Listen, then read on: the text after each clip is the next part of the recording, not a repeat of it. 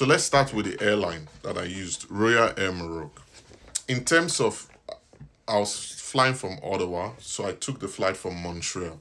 In terms of flight time, cleanness of the aircraft, general smoothness, general services on the aircraft, it wasn't that bad, right? The craziness was that my bag did not arrive, my check-in bag did not arrive.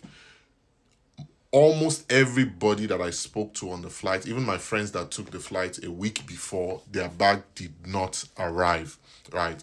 That was the madness for Royal Air Maroc. And I later got to know that it's a standard with Royal Air Maroc. During rush hour period or during rush period, they handle bags like idiots.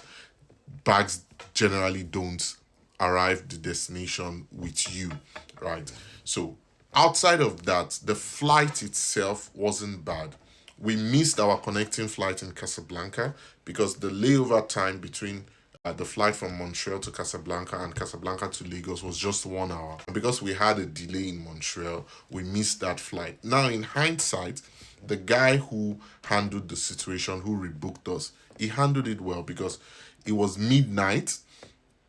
People were on edge, people were rushing, everybody was trying to get in his face, everybody was talking to him angrily, but the guy kept his composure, explaining to people that, okay, I will book you on the next available flight, I will book you on the next available flight. And eventually he did book me or book us on the next available flight, because it wasn't just me. Everybody going to Lagos on my flight missed their flight.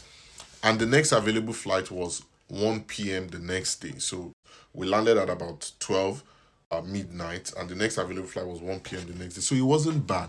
Now, they provided a lounge, they gave lounge access, and they were going to give hotel access within the airport, but the hotel was full. Those of us that had Nigerian passports, we had to stay in the airport, but the people that had Canadian passports, they were booked in an hotel outside of the airport. So they had a good experience in that sense. Those of us that had Nigerian passport, for me, I just went and used a private lounge access that I had, Aspire Lounge. But people who didn't have that, they ended up having to just sit down and wait for the flight for a couple of hours, which is very uncomfortable.